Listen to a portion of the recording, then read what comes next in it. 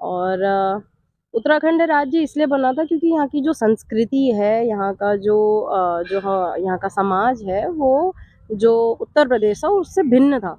तो यहाँ की संस्कृति संरक्षित रहे, इसीलिए उत्तराखंड राज्य बनाया गया था। लेकिन अगर हम आज के दौर में देखें तो उस संस्कृति को बचाना मुश्किल होते जा रहा है। जिस उद्देश्य से आज उत्तराखंड बना था, उस उद्देश्य से भटक चुका है। 24 साल हो गए और हम कहते हैं कि 24 साल उत्तराखंड बेहाल कहा जाता है। तो पहला उद्देश्य यही है कि जो हमारा उत्तराखंड है, जो हमारे पूर्वज हमें सौंप के गए हैं, उसको हमें संरक्षित रखना है, सुरक्षित रखना है। और एक महिला के तौर पर जो ममत्व उभर के आता है वो अपने परिवार के लिए, वो मेरा इस उत्तराखंड के लिए उभर के आया है समय पर। और जैसे स्थिति मैं देख रही हूँ, चाहे वो हमारे तराई क्षेत्र की हो या पहाड़ी क्षेत्र की हो, वो बहुत खराब है। तो उस नमस्कार। शब्ददूत में आज हम बात कर रहे हैं उत्तराखंड की महिला शक्ति का प्रतीक। मैं इसलिए उत्तराखंड की महिला शक्ति का प्रतीक कह रहा हूं कि जो उत्तराखंड राज्य बना था, इस राज्य के आंदोलन में महिला शक्ति का बहुत बड़ा योगदान रहा था। और जिनसे मैं बात कर रहा हूं, मेरे ख्याल से जब उत्तराखंड राज्य बना होगा तब उनकी अवस्था इतनी नहीं होगी कि वो समझ पाए कि उत्तराखंड क्यों बनाया गया है। लेकिन अब जैसे जैसे उम्र की सीढ़ियां उन्होंने पार की हैं, उन्हें लगने लगा कि उत्तराखंड राज्य बनने का लाभ क्या है। एक क्रांतिकारी और समाज की बेहतरी का सोच रखने वाली कुसुमलता बौड़ाई हमारे साथ है। और आपको ये भी बता दूं कि आंदोलन के साथ साथ राजनीति में भी वो सक्रियता से भाग लेना चाहती हैं। पहले बात करते हैं उनके उद्देश्यों पर और मौजूदा दौर में किस तरह से वो इस उत्तराखंड राज्य को देखती हैं, इस बारे में कुसुमलता बौड़ाई। जी सर, आपका बहुत बहुत धन्यवाद। सारे दर्शकों को मेरा पहला प्रणाम, नमस्कार। देखिए, उत्तराखंड जो राज्य है वो सन 2000 में बना था और मैं 99 की पैदा हुई हूँ। और उत्तराखंड राज्य इसलिए बना था क्योंकि यहाँ की जो संस्कृति है, यहाँ का यहाँ का समाज है, वो जो उत्तर प्रदेश है उससे भिन्न था। तो यहाँ की संस्कृति संरक्षित रहे, इसीलिए उत्तराखंड राज्य बनाया गया था। लेकिन अगर हम आज के दौर में देखें तो उस संस्कृति को बचाना मुश्किल होते जा रहा है। जिस उद्देश्य से आज उत्तराखंड बना था, उस उद्देश्य से भटक चुका है। 24 साल हो गए और हम कहते हैं कि 24 साल उत्तराखंड बेहाल कहा जाता है। तो पहला उद्देश्य यही है कि जो हमारा उत्तराखंड है, जो हमारे पूर्वज हमें सौंप के गए हैं, उसको हमें संरक्षित रखना है, सुरक्षित रखना है। और एक महिला के तौर पर जो ममत्व उभर के आता है, वो अपने परिवार के लिए, वो मेरा इस उत्तराखंड के लिए उभर के आया है समय पर। और जैसे स्थिति मैं देख रही हूँ, चाहे वो हमारे तराई क्षेत्र की हो या पहाड़ी क्षेत्र की हो, वो बहुत खराब है। तो उसी के लिए विकास के मार्ग पर आने के लिए मैं आई हूँ। कुसुमलता जी, आप, क्योंकि ये कहा जाता है कि कुछ बदलाव लाने के लिए अपने हाथ में शक्ति होनी चाहिए, चाहे वो शासन की हो या प्रशासन की हो। अब बात करते हैं शासन की शक्ति की। तो आप ये चाहती हैं कि शासन में जाकर के मैं खुद अपनी अंदर की जो मेरी योजनाएं हैं उनको यहाँ लागू करूं। तो इसकी शुरुआत आप कहाँ से करने जा रही हैं? देखिए, मैं हमारे जो आज की पीढ़ी है वो बहुत ज़्यादा विकासशील पीढ़ी है, वो बहुत ज़्यादा पढ़ी लिखी पीढ़ी है। वो जानती है शासन और प्रशासन दोनों को कि कैसे कार्य करते हैं। मैंने लोक प्रशासन से मास्टर्स की डिग्री करी हुई है, तो मैं समझती हूँ कि शासन प्रशासन कैसे काम करता है। और इसकी शुरुआत मैं काशीपुर के मेयर पद से करूँगी, लड़ने से शासन में। क्योंकि मेयर जो है काशीपुर का एक प्रकार से अध्यक्ष ही है, और काशीपुर का जो पूरा निगम है, जो पूरा शहर है, वो पूरा निगम के भीतर आ रहा है। और इस निगम की अगर हम हालत देखें, जहाँ हम आज खड़े हैं, ये गिरिताल जो सेंटर ऑफ अट्रैक्शन कहते हैं इस शहर का, जो मुख्य आकर्षण है, उसकी हालत इतनी खराब है, द्रोणा सागर की हालत इतनी खराब है, तो पिछले 15 वर्षों में ऐसा विकास हमें नहीं मिला। तो मेरी योजना यही है कि काशीपुर को स्वच्छ बनाया जाए, सुरक्षित बनाया जाए, क्योंकि ये मुख्य द्वार है उत्तराखंड के भीतर आने का। तो जब द्वार से ही लोग डरने लगेंगे तो क्या वो भीतर घूमने आएंगे और क्या वो यहाँ पर कामकाज करेंगे। तो कुसुमलता जी ने खोल दिया वो राज कि वो इस बार काशीपुर नगर निगम से मेयर की प्रत्याशी रहेंगी। किसके लिए उन्होंने क्या क्या तैयारी की है और क्या उनकी आगे की योजना है? देखिए सबसे पहले तो सुरक्षा है, क्योंकि मेरे पिताजी देश सेवा में रहे हैं, वो सेना में रहे हैं। तो सेना हमारी जैसे हमारे देश को सुरक्षित करती है, वैसे ही मेरा पहला मुद्दा है कि हमारे शहर में सारे व्यक्ति, महिलाएं भी खासकर, सुरक्षित रहें।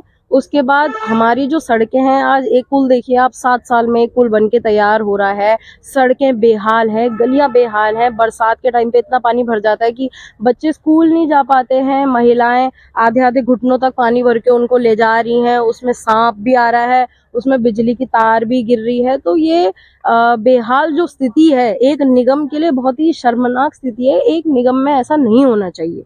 ग्रामीण क्षेत्रों में तो हम एक बार को मान भी लें, पर निगम में इतने इतने पार्षद होते हैं, उसके बाद उनके पास सारी सुविधाएं उपलब्ध होती हैं। आप एक फोन करेंगे तो एक लाइटमैन आपको उसी वक्त उपलब्ध होना चाहिए। तो ये सब कार्य नहीं हुआ है, इसी पे मेरा उद्देश्य है कि मैं इसी पे काम करूं।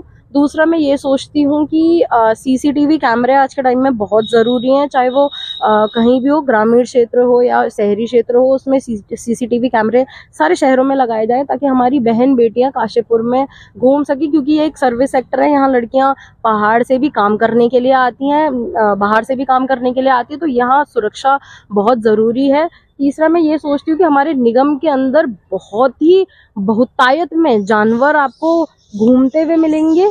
तो मेरा उद्देश्य है कि मैं उन जानवरों को एक सुरक्षित स्थान देने की का प्रयास करूंगी। एक सुरक्षित जगह उन्हें रखा जाएगा, क्योंकि हम लोग गौ सेवा हमारे लिए काफ़ी उच्च मानी जाती है हमारे समाज में। तो मैं उनके लिए भी, और जितने भी चाहे कुत्ते हों, बिल्ली हों, इन जानवरों को भी निगम से दूर एक सुरक्षित स्थान पे रखना चाहती हूँ, ताकि ना कोई एक्सीडेंट हो और ना ही इन जानवरों को भुगतना पड़े। ये मेरी परियोजना इस शहर के लिए है। मैंने कहीं पढ़ा था, कुसुमलता बोड़ाई ने ही लिखा था विधानसभा के ठीक सामने खड़े होकर के, कि इसके अंदर तभी प्रवेश करेंगे जब रेड कारपेट बिछा होगा। ये अपने आप में बहुत बड़ी बात है कि भूतपूर्व तो हम किसी को भी कह सकते हैं, कोई भी हो सकता है, पूर्व हो सकता है, भूतपूर्व हो सकता है, लेकिन इन शब्दों से ऐसा लगता है कि जैसे मैं एक भावी विधायक से बात कर रहा हूं।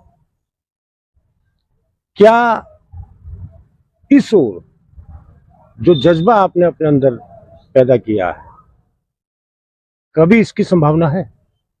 बिल्कुल है। मैं युवा हूँ और मेरा मानना है कि युवा क्रांति लेके आते हैं। तो आने वाले समय में, अभी ऐसा विचार अभी इस वक्त नहीं है, मगर आने वाले समय में 24 साल की उम्र से 50 साल भी जिएंगे तो 50 साल की उम्र तक ये सपना है कि अपने राज्य को, पहले अपनी समाज को, अपने राज्य को, और उसके बाद अपने देश के लिए सेवा दें।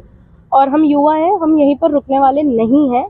हम विधानसभा से लेके संसद भवन तक जाने का सपना देखते हैं, और हम इसको अवश्य सेवा भाव से, सत्ता नहीं, सेवा भाव से हम इसे अवश्य पूरा करेंगे। और जनता भी जानती है, जो सेवा भाव से आते हैं, जनता भी उन्हें खुले दिल से स्वीकार करती है। और अभी तक जहां भी मैंने जन कार्य किए हैं, मैंने देखा है कि मुझे जनता से बहुत प्यार मिला है, बहुत सम्मान मिला है। और जितना मैं उम्मीद करती हूँ कि हम जितना अच्छा कार्य करेंगे, जितना आगे जाएगी, जनता हमें उतना ही सेवा का मौका देगी और जनता हमें अवश्य उस विधानसभा तक पहुंचाएगी।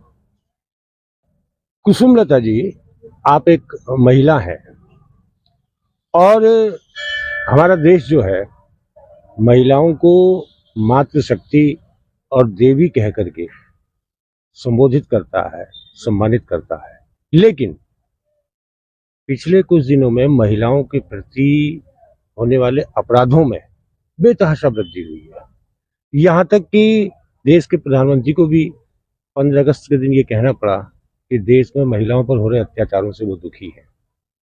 ऐसे में आप इसका कारण क्या मानती हैं कि क्यों ये अपराध बढ़ रहे हैं? देखिए, ये तो पहली बात एक असभ्य समाज का प्रतीक है। जो असभ्य होते हैं वही इस प्रकार का कृत्य करते हैं। दूसरा, आज़ादी के बाद से अगर हम भारत की बात करें तो महिलाएं कभी सुरक्षित नहीं रही। जब हमने 12 साल पहले हमने निर्भया कांड देखा तो उसके तुरंत बाद ये घटनाएं दुगनी तेजी से बढ़ी। और आज जब हम कोलकाता का कांड देख रहे हैं, हम उत्तराखंड में अंकिता भंडारी को देख रहे हैं, तो उसके बाद भी ये निरंतर इनमें बढ़ोतरी हो रही है। तो जो ये असभ्य समाज और ये सोच है, इसको हम नहीं रोक सकते। किसी की सोच को हम नहीं रोक सकते, लेकिन उस सोच पे प्रतिबंध जरूर लगाया जा सकता है। जो हमारी नीतियां आ रही हैं वो मेरे को लगता है कि उतनी संवेदनशीलता से नहीं आ रही हैं कि वो इन कृत्यों को रोक पाए। जब मैं किसी कार्य को करने से डरूंगी कि मुझे पता है इसका अंजाम क्या है, तो मैं उस कार्य को नहीं करूंगी। तो हमें इतने कड़े नियम लाने पड़ेंगे कठोरता से कि कोई अगर ऐसा काम कर रहा है तो वो उस चीज को डरे। जैसे हम रेप की सजा बदल सकते हैं, हम उसको फांसी कर सकते हैं, हम कोई और कठोर सजा दे सकते हैं। आप फौज का उदाहरण लीजिए। फौज में क्या होता है, फौज में कोई भी अपना अनुशासन तोड़ने से डरता है, क्योंकि उसको पता है कि इसका अंजाम बहुत ही खतरनाक है उसके लिए। तो फिर इसीलिए फौज इतने अनुशासन में चलती है। वैसी हमारे देश की बात है। अगर हमें पता होगा कि इसका अंजाम बहुत खतरनाक है हमारे लिए, तो हम वैसा कृत्य करेंगे ही नहीं। और ये एकमात्र मेरे ख्याल से एकमात्र सल्यूशन है इस प्रॉब्लम का। और जहाँ तक बात आती है शक्ति की, महिलाओं की, तो मैं महिलाओं से ये कहना चाहती हूँ कि हमें ये पता होना चाहिए कि हम शक्ति हैं। हमारे बिना ये समाज शव है, जैसे हम शिव जी का उदाहरण लेके कहते हैं। तो हमें अपनी शक्ति स्वयं पहचाननी होगी। आगे आइए, कार्य करिए, शक्ति बनिए। कोई भी, चाहे वो कितना भी असभ्य हो, डरेगा जरूर आप पे आक्रमण करने से पहले। और इस चीज को मैं कई बार, जब मैं जाती हूँ तो इस चीज को मैं कई बार देखती हूँ। तो मैं महिलाओं से ही कहूंगी कि आप अपने आप को स्वयं सशक्त बनाइए। किसी पे भरोसा करके या सरकार पे थोप के नहीं, सरकार ये करेगी वो करेगी, नहीं। पहले आप स्वयं करिए, फिर सरकार करेगी, और जरूर करेगी। अब ये तो आपने बता ही दिया है कि आप काशीपुर नगर निगम से मेयर की दावेदारी करने जा रही हैं।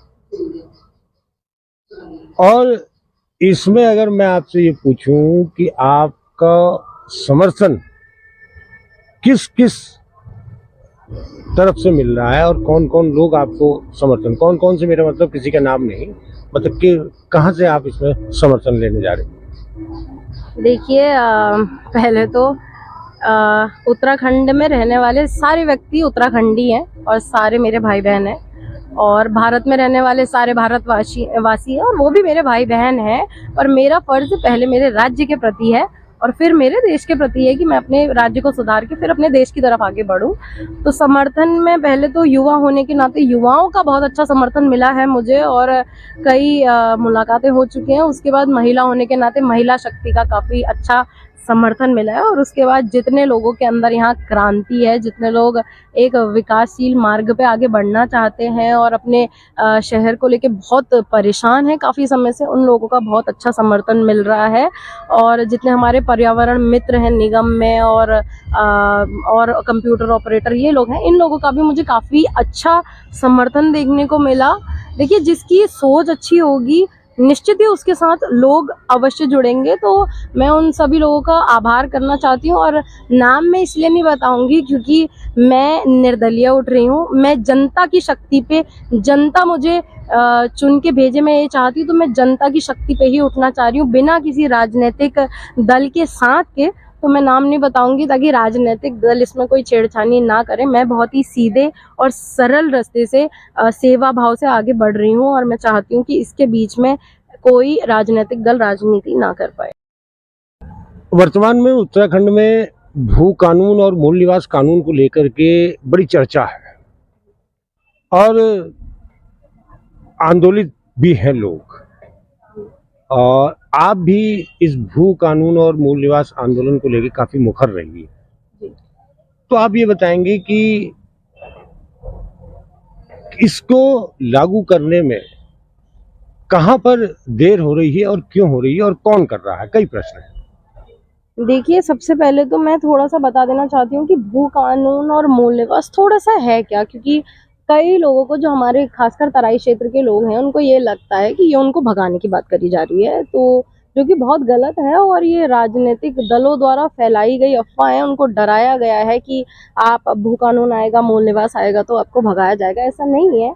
देखिए, मूल निवासी सारे राज्यों में है। उत्तराखंड 2000 में बना था और उत्तराखंड के साथ साथ छत्तीसगढ़ भी बना था, झारखंड भी बना था। तो झारखंड और छत्तीसगढ़ को मूल निवास मिला, लेकिन उत्तराखंड को नहीं मिला। उसी मूल निवास की हम बात कर रहे हैं जो प्रत्येक राज्य में लोगों के पास है। आज जो उत्तराखंड में स्थायी निवासी यहाँ बने हुए हैं, जो सन 2000 के बाद यहाँ आए हुए हैं, वो यहाँ के स्थायी निवासी हैं और किसी और राज्य के मूल निवासी हैं।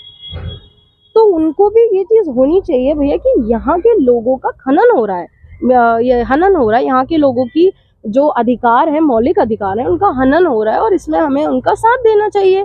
भैया, आप भी तो कहीं के मूल निवासी हैं। और सीधा सा सवाल ये है कि कोई इंसान अगर यहाँ है, जैसे आप यहाँ रह रहे हैं, तो आपका हक पहले होगा या कल को कोई आया है उसका अधिकार पहले होगा?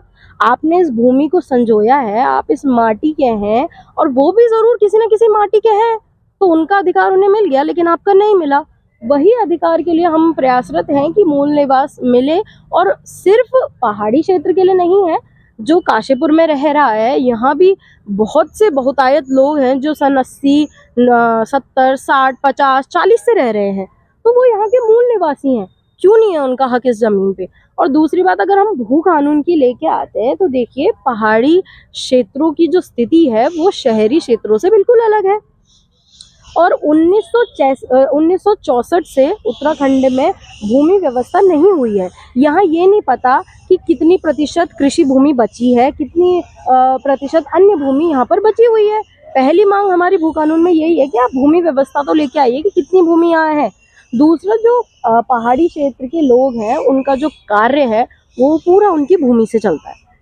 भूमि चाहे वो आप कोई स्वरोजगार में लगा के कह लीजिए या फिर आप बेचने की बात करिए, तो उनका जो कार्य चल रहा है वो पूरा उनकी भूमि से चल रहा है, तो उसको संरक्षित होना बहुत ही आवश्यक है। और अच्छा, एक चीज है, भू कानून और मूल निवास को लेकर के कुछ भ्रांतियां जो आंदोलन कर रहे हैं, कुछ भ्रांतियां हैं पर्वतीय और गैर पर्वतीय को लेकर के। हालांकि आपने अपने उसमें ये साफ कर दिया कि ये इस तरह का कोई वो नहीं है। जो भी यहाँ रह रहा है, चाहे वो किसी भी उसका हो, अगर पहले से वो रह रहा है तो वो यहाँ का मूल निवासी, और भू कानून के तहत उसको भी यहाँ भूमि खरीदने का अधिकार है। ये तो आपने तय कर दिया। आखिर ये बात फैली कैसे कि पर्वतीय और गैर पर्वतीय के बीच भेद किया जा रहा है इसमें? देखिए, जो राजनीतिक दल हैं, मुझे कहने में कोई डर नहीं है। जो राजनीतिक दल हैं वो हमेशा एकता से डरे। जैसे अंग्रेज डरे थे भारत की एकता से कि भारतीय एक हो रहा है और इनको क्या बोलते हैं, अलग करने की उन्होंने फूट डालो और राज करो की नीति करी। वैसे ही यहाँ के राजनीतिक दल भी यही चाहते हैं कि भैया, यहाँ का समाज एक हो रहा है, तो समाज को अलग कैसे किया जाए? पर्वतीय, गैर पर्वतीय, पहाड़ क्या बोलते हैं, कुमाऊनी, गढ़वाली, ब्राह्मण, ठाकुर, ऐसे अन्य जातियों में बांटो, तभी अलग होगा। जब अलग होगा तो वो राज कर पाएंगे। भैया, ये तेरे लिए है, ये तेरे लिए नहीं है। तो ये सब राजनीतिक दल का षड्यंत्र है जो अलग करना चाह रही है। वरना हम देखते हैं कि भू कानून और मूल निवास की रैली में गैर पर्वतीय लोग भी बहुत मात्रा में आते हैं। और अगर आप कभी चाहेंगे, जो हमारे दर्शक हैं कभी चाहेंगे, मैं आपको ऐसे गैर पर्वतीय लोगों से जो काशीपुर में रह रहे हैं, जसपुर में रह रहे हैं, रुद्रपुर में रह रहे हैं, उनसे मिलवाऊंगी, जो यहाँ के मूल निवासी हैं, जो भू कानून का समर्थन करते हैं, मूल निवास का समर्थन करते हैं।